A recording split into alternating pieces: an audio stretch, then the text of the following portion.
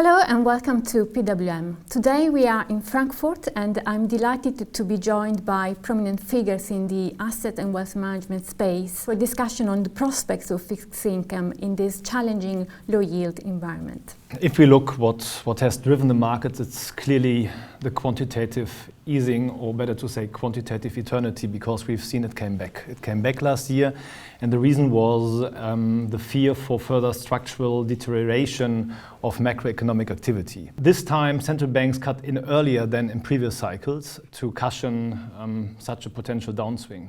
This is one part of the story. The other part of the story is that central banks just bought time for policymakers to change their economic policy concepts towards a more contemporaneous and modern and innovative approach, which they really haven't done in last years. Means that the problems, underlying problems beneath the surface, the macroeconomic structural problems, are still there. They are not fixed. So there is no real reason to think that this world will change over the next years, except policymakers make a change. Quantitative easing, monetary policy, is not there to fix structural economic problems. The other point is we are living in a world of still globalization, although globalization patterns are changing, but globalization is not stopping. Globalization will bring prices down. It's potentially bond supportive because of lower inflation. Secondly, in general, demography is going more or less, or is becoming older and older, which is also bond positive because older people are consuming less and saving more, which is also a support for the inflation or deflationary effects in macroeconomic terms. And then, of course, we have technology. Technology is clearly a driver for change in prices and also, therefore, a kind of cushion effect for price increase and therefore inflationary pressure. So overall, I think it's a new normal we have maybe to live with. At least it's very unlikely under current circumstances that yields will go back to levels we know from the 90s or we know from 20 years ago. The main question that will determine whether the bond bull market is going to end or not is inflation. And I fully agree on that. I may not agree on some of your conclusions that inflation is not going to come back. I think that inflation is hibernating. It's not dead. It's going to come back. And indeed, yes, globalization proceeds, but what we start to see is that the differences in labor costs are shrinking. So the disinflationary force, China is getting more expensive, the disinflationary force of globalization is declining.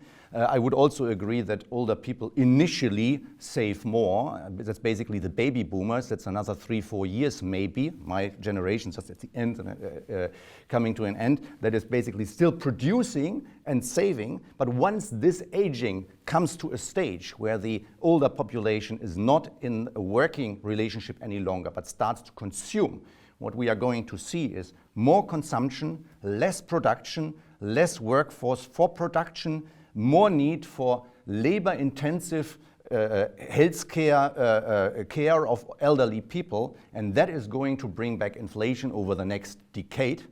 So from that perspective, I think the bond bull market is running out. It might not be over right now, yeah. But the one thing that really I haven't seen in 20 years or more than 20 years that I'm in the industry is that the consensus expectation of bond yields is not to rise.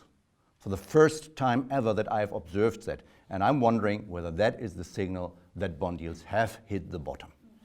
If I were the head of a country, I would tell Mrs. Lagarde, she's just softening the border between fiscal and monetary policy. I would tell her, look, if you want me to have fiscal stimulus, then please guarantee me lower rates. And this is the point. That's why the independence, that's why the central banks will not be independent going forward, if that will happen. The central bankers will be always subservient to political leaders. The ECB has one big problem. It accounts for the preferences of 19 countries, which do not have whether a structural or a fiscal stimulus coordination. So that is the key problem of the ECB here. And and asking for stimulus, well, that will be not that easy, I guess. Central bank independence is a very, very important feature of our institutions, but it is not kind of in that sense a right. It is enshrined in kind of rules and regulations, but it's also important that this independence is to some extent earned, that there is trust in the judgment of central bankers.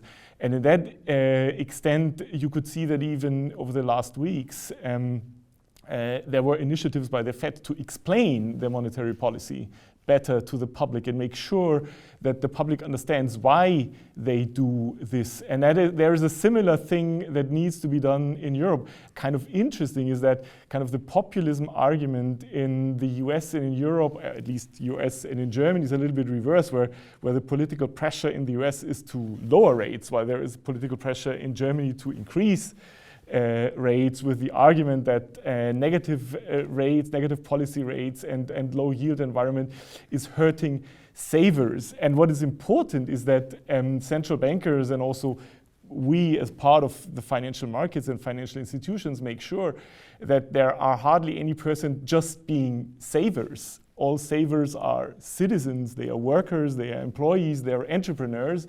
And there is a complex web of benefits and threats to low yields. So in particular in Germany, where probably the manufacturing side has been in a recession in 2019, low interest rates are actually supportive, and it needs to be explained also to people that say yields are too low and too negative, that for the job security in certain sectors, that is highly beneficial. Inflation, the way it is measured here in Germany, it doesn't take into account things which are, of course, inflated now.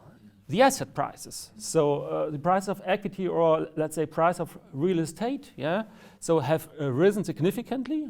We have the globalisation, we have automation, yeah, things which also going forward will weigh on inflation. Yeah. Then we have the high level of debt and the unequal distribution of wealth. Yeah. And it is very difficult for policymakers to get out of these problems. Yeah. So they have to adapt maybe new ways, spending infrastructure investments, focusing on new technologies, but the ECB alone, I think, cannot make it. The ECB can buy time for us, and the ECB already has done it. Yeah. In the US, yeah, the populists say, okay, lower the rates. In Germany, increase the rates. I think the reason is we have different investment culture. Yeah. In Germany, people were used to buy bonds, life insurances, something which is related to fixed income, and they want to have return from that. In the US, they were more focused on investing in equities, yeah. And for them, the level of interest rates is just, yeah, that's something which determines or influences the economic development, and therefore they wanted to be reduced.